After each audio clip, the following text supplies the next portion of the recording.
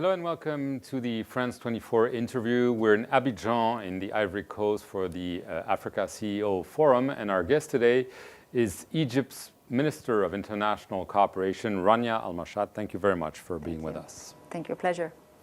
One of the big issues here and in all the international circles that you're participating into is food security.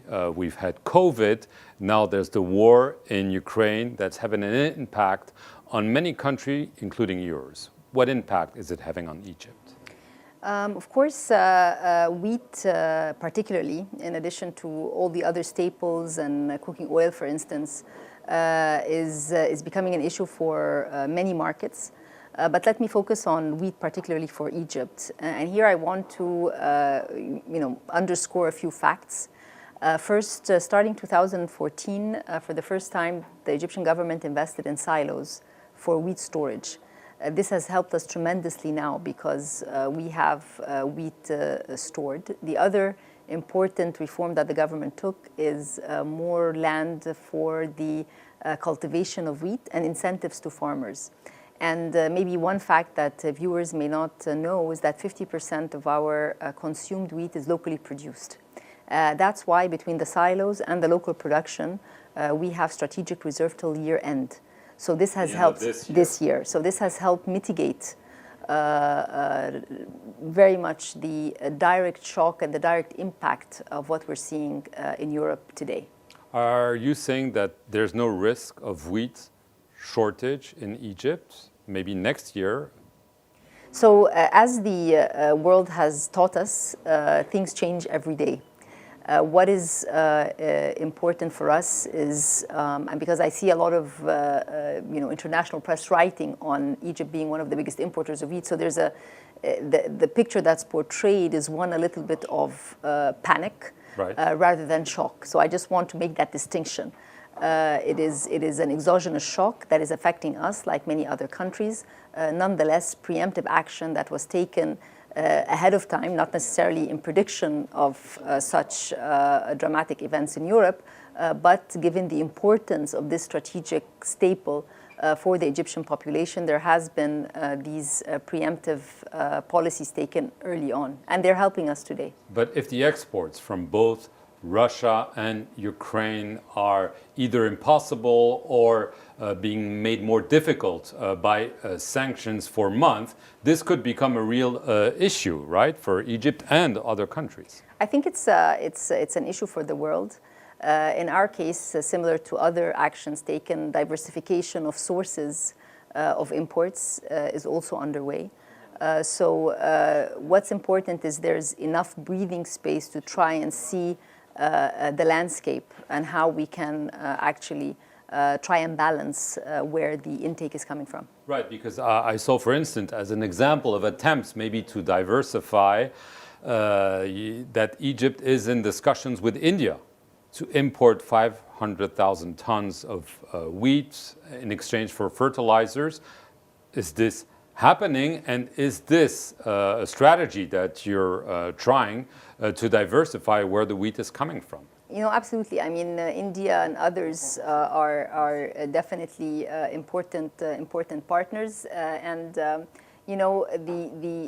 I mentioned, the breathing space that we have now give the government the opportunity to look into options, to study them, diversify, and have healthy discussions. But I think whether we're talking about the G20 as a multilateral platform for discussion or COP27, which is coming up, food security becomes a very important first item.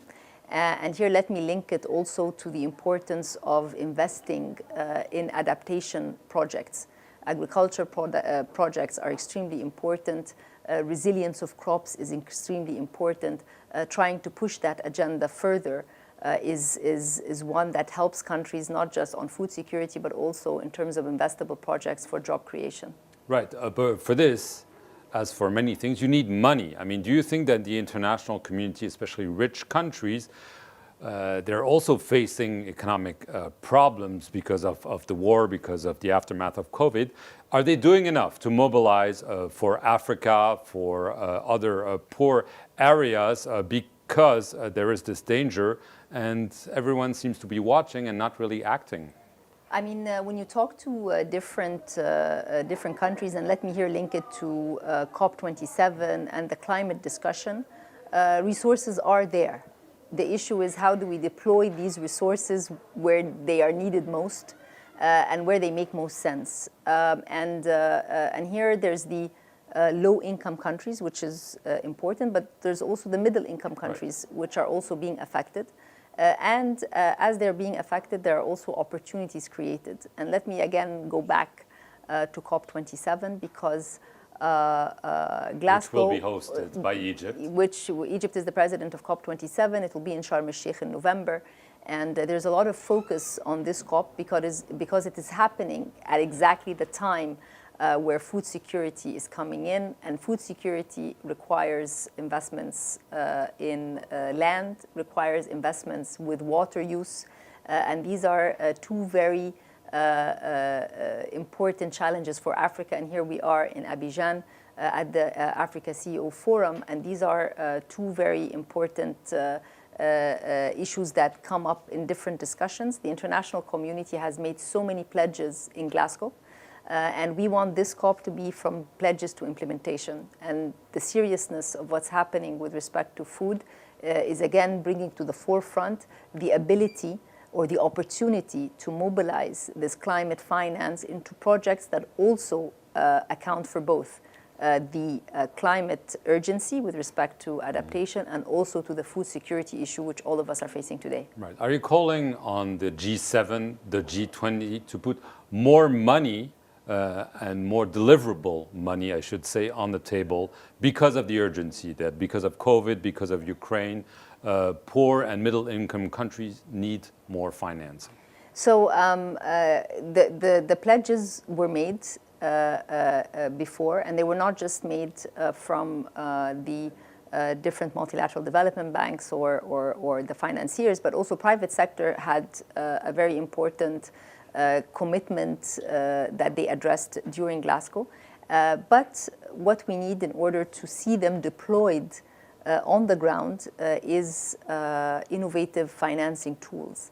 And this is why collaboration and coordination between the multilateral development banks, between the G7s, etc., the philanthropists today that will be able to provide financing for feasibility studies, for capacity building and so forth, to de-risk some of this private money. I think this is also very, very important. And I would just like to conclude that climate and development should not be seen as two separate objectives for countries today as they are designing their development strategies to come out of a food crisis, to create more jobs, to push for locating people more in cities, sustainable infrastructure. All of these are interlinked, and therefore we should not have a climate discussion, we should not have a development discussion. Both of them are intertwined. Therefore, the resources that would go to one are also more or less going to the other. And this, I think, is a realization and a call that we all need to, or a voice that we all have to have collectively. Right. Just to come back to your country, obviously there is the issue of food security, but also it brings up questions like subsidies for wheat, for bread, I mean, many countries have been pushed by the International Monetary Fund or by their own government to cut those subsidies, and sometimes it can be socially explosive and even politically dangerous. How concerned are you about that prospect? In the case of Egypt, we've been very transparent and clear about the subsidies on bread, and this happened in April with a decree from the president that subsidized bread will not be affected by whatever international price fluctuations we will see, and that the non-subsidized bread will also have a margin of movement.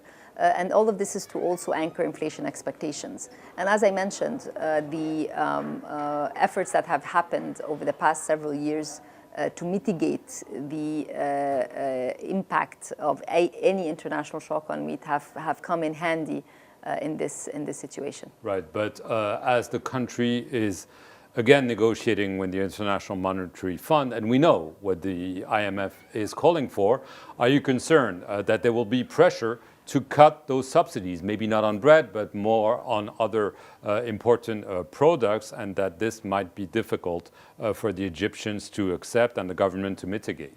You know, I used to work at the IMF for several years, and programs today are homegrown programs.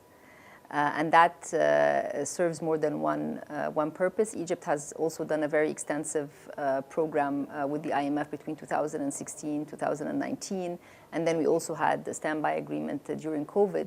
And in all of these points in time, the reforms were government reforms. They were owned by the government. They were communicated to the people. So there's a political economy that plays its way. So any engagement with international institutions is also very much driven by a domestic agenda. And so you think that Egypt will be able to go through this very difficult period without too much damage politically, socially, and economically? You know, or are you still worried? I think for us, COVID was a very important test. And when you take a look at our readiness for COVID, given the reforms that were done ahead of time, even during COVID, we were able to issue a green bond, the only country in the Middle East and Africa. So our conviction of reforms and continuing at every point in time to be agile given the circumstances is something that I think that we've proven in action and on the ground and will continue. Rania Al-Mashat, I want to thank you very much for appearing on the France 24 interview from Abidjan in Ivory Coast. Thank you very much for watching it.